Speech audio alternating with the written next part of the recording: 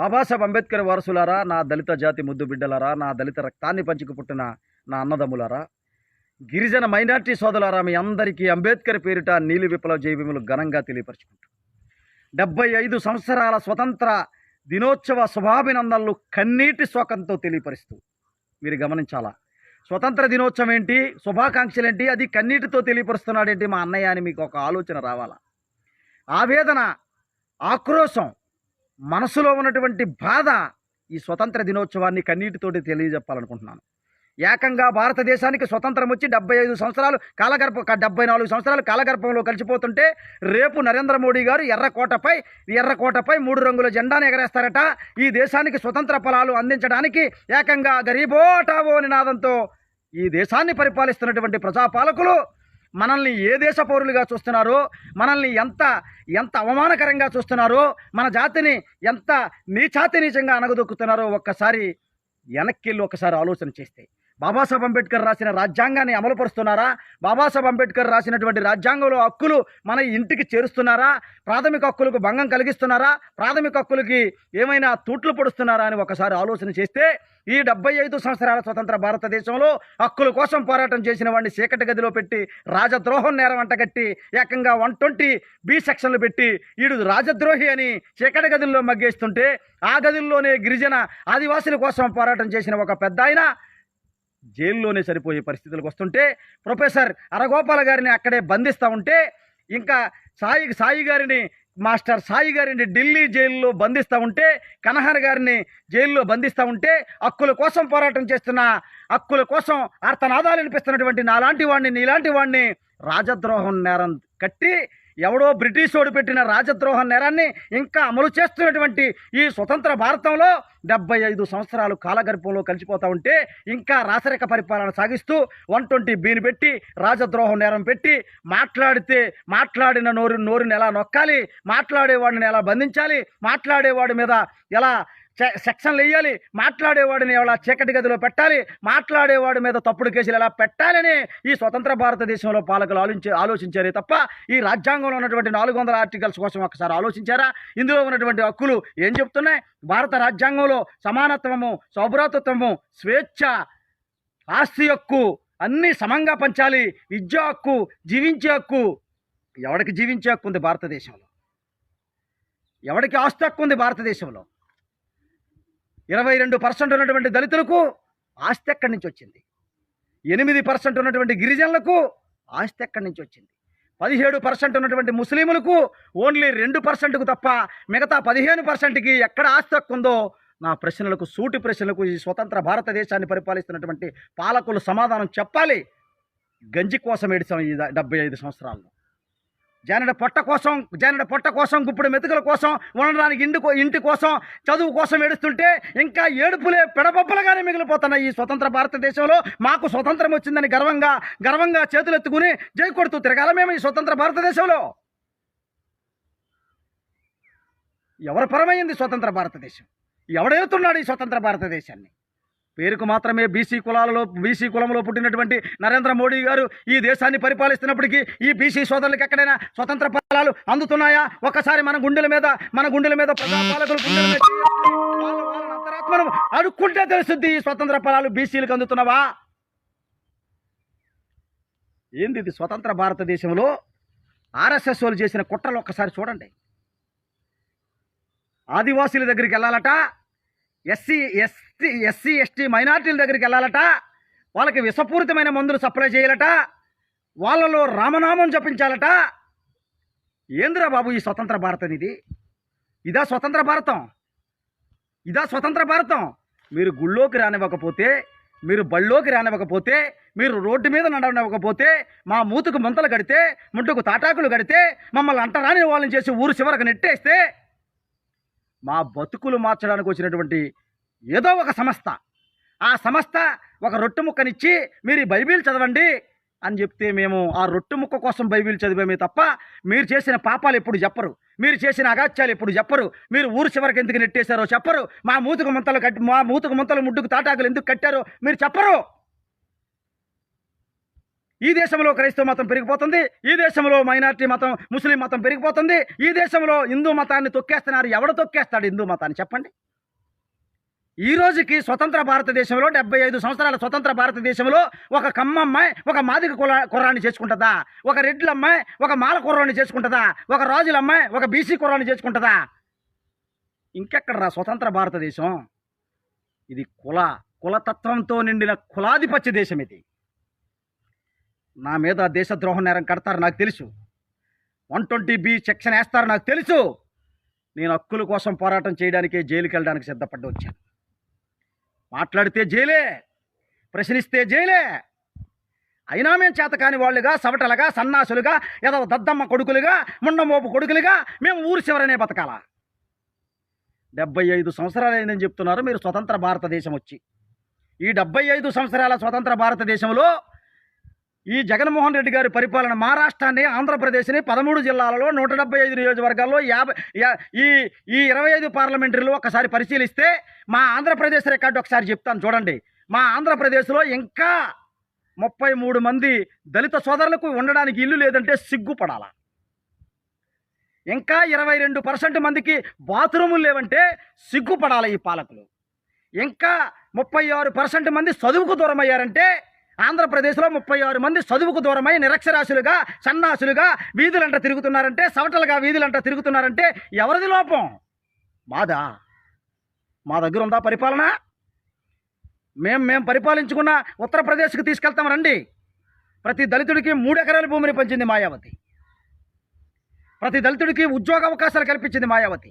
ప్రతి దళితుడిని బళ్ళోకి వచ్చేటట్టు చేసింది మాయావతి. మా పరిపాలన ఎలా ఉంటుందో ఉత్తరప్రదేశ్కి వెళ్దాం రండి. పరిపాలన రేపొద్దున్నేమో ఎర్రకోటపై 3 రంగుల జెండాలు ఎగరేస్తారు. జెండాకి సెల్యూట్ కొడతాం మేము. దేశభక్తిని పెంపొందించిన బాబాసాహెబ్ అంబేద్కర్ వారసులం మేము. మీ మాదిరి డబ్బులు గుంజుకునే వాళ్ళం కాదు, మీ మాదిరి భూములు లాక్కునే వాళ్ళం కాదు, మీ మాదిరి అధికారాన్ని పంచుకునే వాళ్ళం కాదు, మీ మాదిరి కుంభకోణాలు చేసే వాళ్ళం కాదు, మీ మాదిరి ఒక కులాన్ని ఊరికి చివరకు నెట్టేసే వాళ్ళం కాదు, మీ మాదిరి మూతుకు ముంతల ముడ్డుకు తాటాకులు కట్టి ఒక కులాన్ని కుక్కల కంటే హీనంగా, అతి హీనంగా మనిషిని మనిషిగా చూడలేని దుస్సంస్కృతిలో పుట్టిన వాళ్ళం కాదు మేము. ఇది స్వతంత్ర భారతదేశం. ఏ స్వతంత్ర భారతదేశంలో జగన్మోహన్ రెడ్డి గారు జగనన్న కాలనీల పేరుతో 33 లక్షల మందికి ఇళ్ల స్థలాలు, సెంటు భూములు ఇస్తున్నారంటే 75 సంవత్సరాల భారతదేశంలో ఇంకా 40 లక్షల మందికి ఇంటి స్థలం కోసం పాకులాడుతున్నారంటే నీ అమ్మ ఏం పరిపాలిస్తున్నారా మీ పాలకులందరూ? అయినా మా జాతోళ్ళకి మేలుకొలుపు రాదు. అయ్యా మిమ్మల్ని ఎవరిని ప్రశ్నించాలనుకోలేదు నేను. మా జాతినే మేలుకొలపాలనుకుంటున్నాను. మా జాతినే చైతన్యపరచాలనుకుంటున్నాను. మా జాతినే ముళ్ళకర్రతో పడవాలనుకుంటున్నాను. మా జాతినే తిట్టాలనుకుంటున్నాను. మా జాతినే కొట్టి తిట్టి లేపాలనుకుంటున్నాను. మా జాతిని చైతన్యం వైపు. మే జోలికి ఎవరి జోలికి రావట్లేదే. నేను చీకటి పొరల్లో మగ్గిపోతున్నటువంటి నా జాతిని వెలుగు వైపు నడపమని చెప్తున్నాను. చీకటి పొరలు కమ్మేస్తున్నటువంటి నా జాతికి రాజ్యాంగం అనే వెలుగునిచ్చాడు బాబాసాహెబ్ అంబేద్కర్, తెలుసుకోండిరా అని చెప్తున్నాను. నేను నిన్న ఒక పెద్ద ఆయన పోలీస్ ఆఫీసర్ని కలిస్తే యథార్థవంతుల జీవితాన్ని గడుపుతాడంట ఆ పోలీస్ ఆఫీసర్. యథార్థవంతుల జీవితం అంటే క్రైస్తవ ఫేస్బుక్ని, వాట్సాప్ని క్రియేట్ చేస్తారట. మీ అమ్మ ఉద్యోగాలు ఎవరి వల్ల వచ్చాయి? మీరు చదువు ఎవరి వల్ల చదువుకున్నారు? మీకు చదువు భిక్ష పెట్టింది ఎవరు? ఈ దేశంలో 3000 సంవత్సరాల చరిత్ర కలిగిన ఈ దేశంలో 2000 సంవత్సరాల నుండి మొన్న స్వతంత్ర భారతదేశంలో 1950 వరకు మన మూతుకు ముంతలు ముడ్డుకు తాటాకులు కడితే ఏ మతము మనల్ని ఆ మూతుకు కట్టిన ముడ్డుకు కట్టిన తాటాకుల్ని తెంచలేదురా నాయన. ఈరోజు మీరు బాగుపడిపోయిన తర్వాత, మీకు 2 స్టార్లు 3 స్టార్లు వచ్చిన తర్వాత, టక్ చేసుకున్న జీవితాలు వచ్చిన తర్వాత, పెన్న పట్టుకున్న జీవితాలు వచ్చిన తర్వాత, ఒక గ్రీనింగ్తో ఒక ఫైల్ మీద సంతకం పెట్టి ఒక బతుకును మార్చాలని బతుకు వచ్చిన తర్వాత, మీ బతుకును మార్చడానికి యేసు ప్రభు గుర్తొచ్చాడు రా నాయన. మీకు సిగ్గుండాలి. మతం మత్తులో మందు నిశాలో చీకటి పొరలను ఛేదించుకుని బాబాసాహెబ్ అంబేద్కర్ తన సుదీర్ఘ జీవితంలో 37 సంవత్సరాల తన జీవితాన్ని త్యాగపయంగా చేసి తన పిల్లలు సరిపోతున్నా ఆ సరిపోయిన పిల్లల్ని పట్టించుకోకుండా ఈ 20 కోట్ల మంది దళిత జాతిని బాగుపరచాలని తన జీవితాన్ని, తన పిల్లల్ని, తన భార్యని, తన రక్తాన్ని కలిగిస్తే నీకు ఈరోజు యేసుప్రభు గుర్తొచ్చాడ్రా? బాబాసాహెబ్ అంబేద్కర్ని కనుక మర్చిపోతే బాబాసాహెబ్ అంబేద్కర్ని కనుక మర్చిపోతున్నారు కాబట్టి మీ జీవితాలను యేసుప్రభు మార్చాడంటున్నాడు కాబట్టి ఆర్ఎస్ఎస్ మతం మత్తలో మందు నిసాలో ఆర్ఎస్ఎస్ కుట్రలు ఎలా చేస్తున్నారా మీ బతుకుల్ని? వాట్సాప్లు క్రియేట్ చేయడం, యథార్థవంతమైన జీవితాలు గడపడం. మీరు ఎవడకు గడుపుతారా మీరు యథార్థమైన జీవితాలు? పిచ్చి సన్నాసిల్లారా. మీ బతుకుని మార్చింది ఎవడరా? మీకు హాస్టల్ సదుపాయం కల్పించింది ఎవడరా? మిమ్మల్ని చదువుకోవడానికి దారి కల్పించింది ఎవడరా?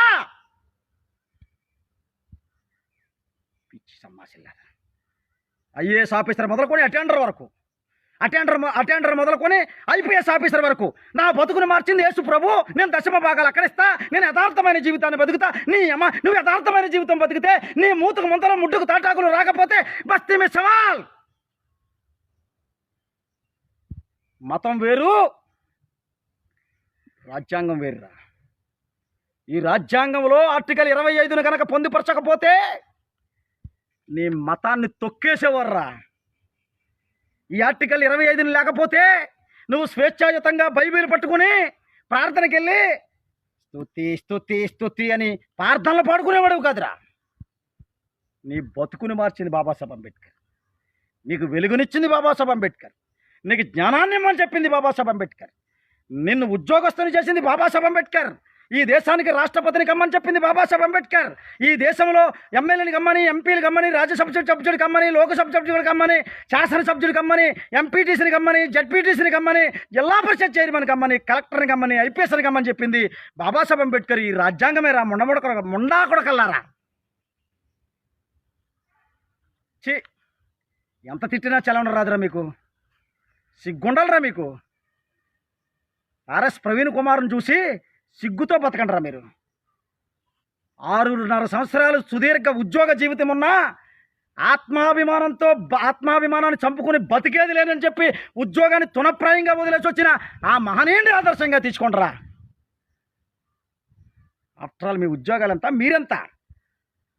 ఐపీఎస్ ఆఫీసర్ ఆ రాష్ట్రానికి కావాలనుకుంటే కేసీఆర్ దగ్గర జాగీర్తనం చేస్తే, కేసీఆర్ ప్రగతి భవన్ దగ్గరికి వెళ్ళి 2 రోజులు కనుక జాగీర్తనం చేస్తే ఆ రాష్ట్రానికి, తెలంగాణ రాష్ట్రానికి నెక్స్ట్ డీజీపీ ఆయనే ఉండేవాడురా.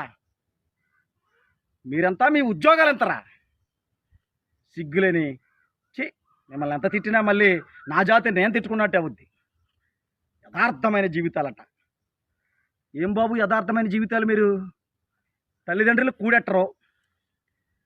బాబాసాహెబ్ అంబేద్కర్ చిత్రపటం మీ ఉద్యోగం చేస్తున్న ఆ ఛాంబర్లో బాబాసాహెబ్ అంబేద్కర్ చిత్రపటాన్ని పెట్టరు. బాబాసాహెబ్ అంబేద్కర్ అనేవాడు లేకపోతే మీకు 2 చుక్కలు 3 చుక్కలు గుద్దలో చొక్కా ఎట్టుకునే బతుకులు రావు. అటువంటి బాబాసాహెబ్ అంబేద్కర్ ఎవడో మీకు తెలియదు.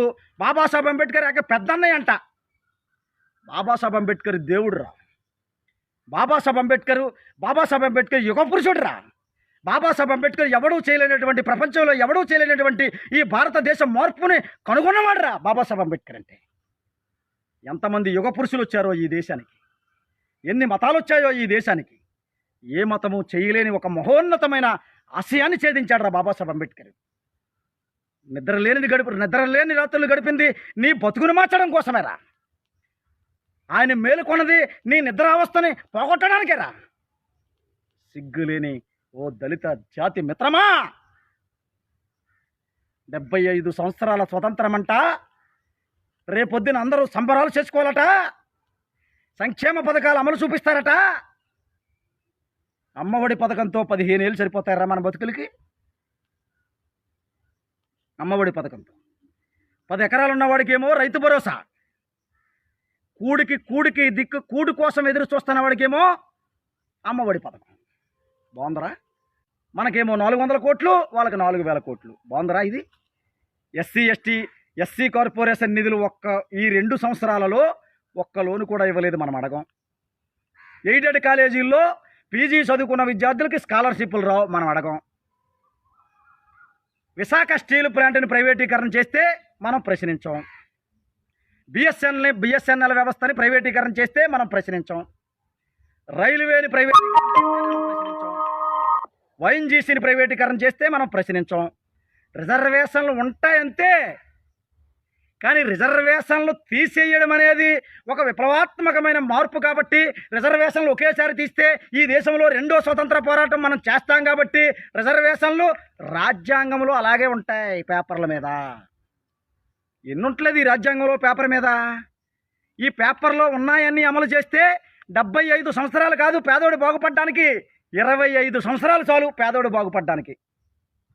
మరి 75 ఏళ్ళు పట్టినా ఇంకా 36 మందికి 100లో 36 మందికి విద్య అందట్లేదంటే మనం ఎక్కడున్నాం? టీవీ నైడు మైకు పట్టుకుని ఒక ఓసీ అమ్మాయి కమ్మమ్మాయి మాట్లాడుద్ది, రక్తానికి లేని కులం ప్రతిభకు ఎందుకు అడ్డొస్తుంది, మేము మా ప్రతిభను రిజర్వేషన్ల పేరుతో.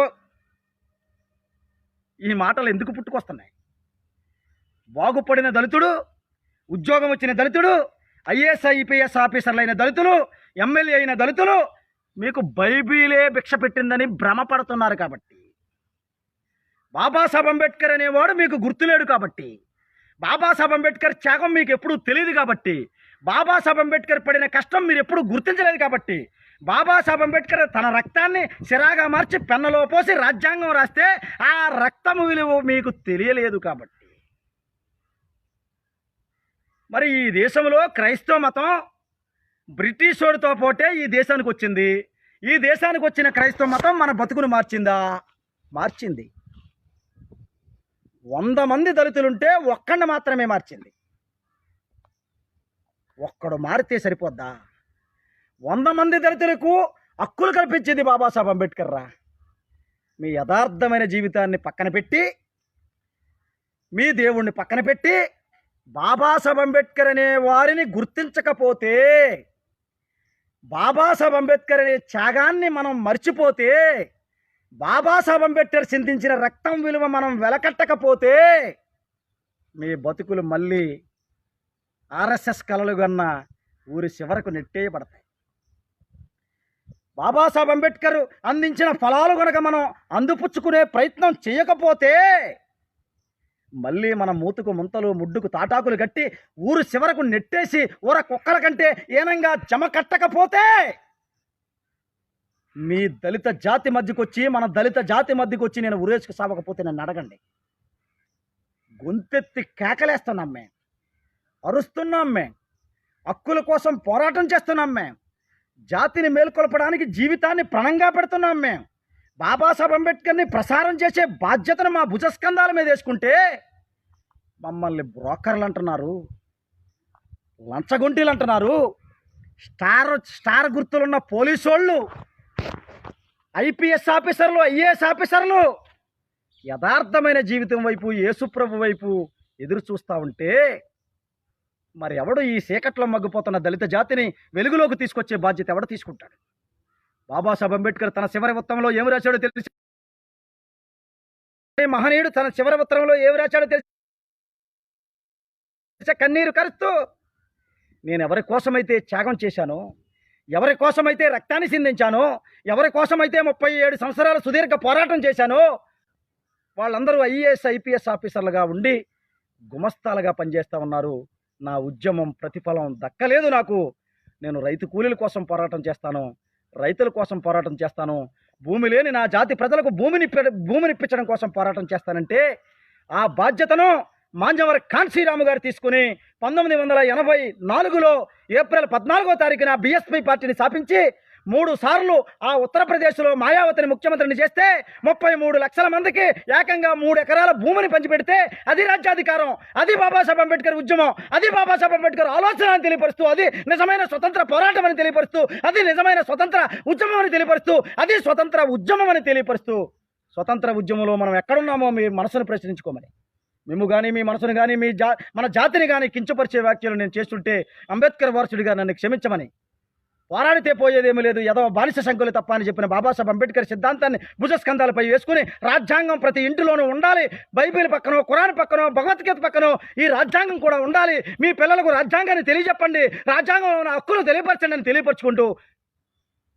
ఒక్కడు 10 కావాలి, 10 వందలు కావాలి, 100 వేలు కావాలి, 1000 లక్షలు కావాలి, లక్షల కోట్లాది మంది జనసమూహం అంతా ఉప్పిన తరంగాలుగా దండు కట్టి డప్పు కట్టి దళిత ఉద్యమ స్ఫూర్తితో మైనారిటీ, గిరిజనులు, ఎస్సీలు అందరూ ఏకతాటి మీదకి వచ్చి స్వతంత్ర భారతదేశంలో మనం నీలిరంగు జెండా ఎర్రకోటపై ఎగరేయాలని బాబాసాహెబ్ అంబేద్కర్ కలలు గన్న భీమరాజ్య స్థాపన కోసం మనం ప్రాణార్పణ చేయడానికని సిద్ధపడాలని కోరుకుంటూ, నువ్వు నేను కలిస్తే మనం కలిస్తే జనం కలిస్తే ప్రపంచమే అరిచేతులు అడ్డుపెట్టి రాజ్యాంగాన్ని ఆపలేరు, లాఠీలు తోటాలు చూపించి భీమరాజ్య స్థాపన ఆపలేరని తెలియపరుస్తూ మీ అందరినీ మేల్కొల్పే దిశగా బోధించే కార్యక్రమంలో నన్ను ముందడుగు వేయడానికి మీరు అందరూ సహకరిస్తున్నందుకు మీ అందరికీ అంబేద్కర్ పేరిట నీలి విప్లవ జయమేములు తెలియజేసుకుంటూ, నేను మీ మునిబాబు, అంబేద్కర్ సేన, ఆంధ్ర.